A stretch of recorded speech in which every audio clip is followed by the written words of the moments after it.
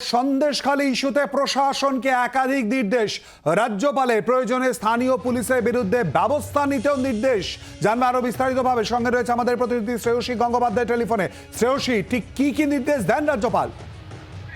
দেখো, তোমাকে যেটা জানাই যে এক্ষেত্রে 12 তারিখ আমরা দেখেছিলাম যে রাজ্যপাল তিনি সন্দেশখালীতে গিয়েছিলেন এবং সন্দেশখালীতে যাওয়া শুধু নয়, সেক্ষেত্রে স্থানীয় মানুষের সঙ্গে তিনি কথা বলেছিলেন এবং এই কথাবার্তার ভিত্তিতে যে রিপোর্ট তিনি তৈরি করেছেন সেই রিপোর্টের পরিপ্রেক্ষিতে কিন্তু কার্যত একাধিক নির্দেশ তিনি দিচ্ছেন। যেখানে সন্দেশখালীর যে ঘটনা, সেই ঘটনার পরিপ্রেক্ষিতে তিনি সেক্ষেত্রে স্থানীয় মানুষের সঙ্গে যে কথা বলেছেন, তাদের মূল অভিযোগের জায়গা হচ্ছে শেখ শাহজাহান, সুশান্ত সর্দার, শিবপ্রসাদ হাজরা, এদের বিরুদ্ধে কিন্তু মূলত হচ্ছে তাদের যে মূল অভিযোগ, সেই অভিযোগটা হচ্ছে শাহজাহান শেখ, সুশান্ত সর্দার এদের বিরুদ্ধে শিবপ্রসাদ হাজরা এদের বিরুদ্ধে মূলত অভিযোগ।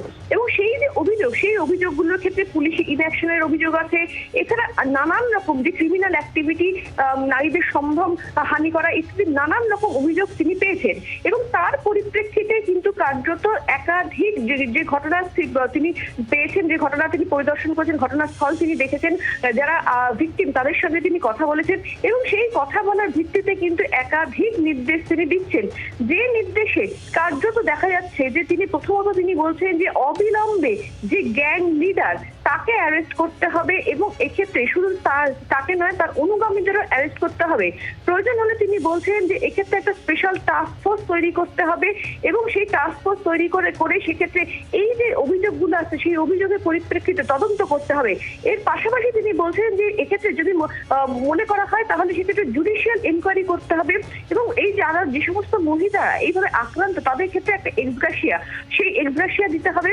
স্টেট মহিলা কমিশনকে সেক্ষেত্রে এই গোটা বিষয়টা নিয়ে যথোপযুক্ত ব্যবস্থা নিতে হবে এবং এক্ষেত্রে থানার যে প্রশাসন, বিশেষত থানার যে সমস্ত অফিসারদের বিরুদ্ধে বা কর্মীদের বিরুদ্ধে মানুষের অভিযোগ রয়েছে, সেই অভিযোগের পরিপ্রেক্ষিতে কিন্তু কার্যত মানুষের যে কনফিডেন্স, সেই কনফিডেন্সটা ফেরত আনার জন্য কার্যত সেক্ষেত্রে থানাটাকে পরিষ্কার করতে হবে এবং প্রয়োজনে সেক্ষেত্রে নির্দিষ্টভাবে যে পুলিশ কর্মীদের বিরুদ্ধে অভিযোগ রয়েছে তাদের ক্ষেত্রে তাদেরকে ট্রান্সফার করা যেতে পারে, এমনটাও তিনি বলছেন।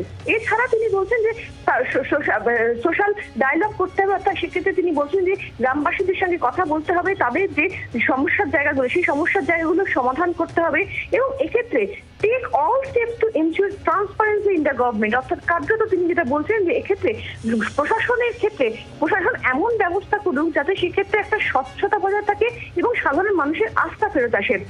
এবং পরিশেষে তিনি যেটা বলছেন যে এক্ষেত্রে এইটা কিন্তু কোনো একটা ব্লেম গেমের জায়গা নয়, বরঞ্চ এক্ষেত্রে এই মুহূর্তে দাঁড়িয়ে এই সমস্যার সমাধান করার জন্য মানুষগুলো পাশে দাঁড়ানোর জন্য কিন্তু সবাইকে একত্রিত হতে তিনি বলছেন।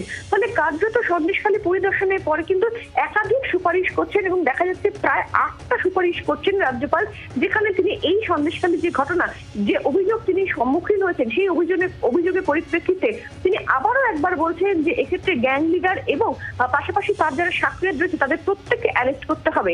আমরা জানি যে ইতিমধ্যেই কিন্তু এর আগেও তিনি শেখ শাহজাহান সম্পর্কে তিনি এর আগেও তিনি অভিযোগ করেছিলেন এবং তিনি বলেছিলেন যে এক্ষেত্রে নির্দিষ্টভাবে তাকে অ্যারেস্ট করতে হবে। সেই বক্তব্যও কিন্তু কার্যত তিনি এর আগে রেখেছিলেন এবং নির্দিষ্টভাবে শাহজাহান শেখকে যাতে অ্যারেস্ট করা হয়, সেই শাহজাহান শেখকে অ্যারেস্ট করার জন্য কিন্তু কার্যত তিনি রাজ্য সরকারের কাছে চিঠি পাঠিয়েছিলেন।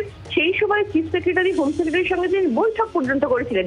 কিন্তু সন্দেশখালী এবারে ফের ঘটনাস্থল যাওয়ার পরে কিন্তু কার্যত তিনি ফের একবার শাহজাহান শেখ এবং তার যারা সঙ্গী, যাদের বিরুদ্ধে মূলত মানুষের অভিযোগ রয়েছে, তাদের প্রত্যেককে অ্যারেস্ট করার তিনি ফের একবার নির্দেশ দিচ্ছেন।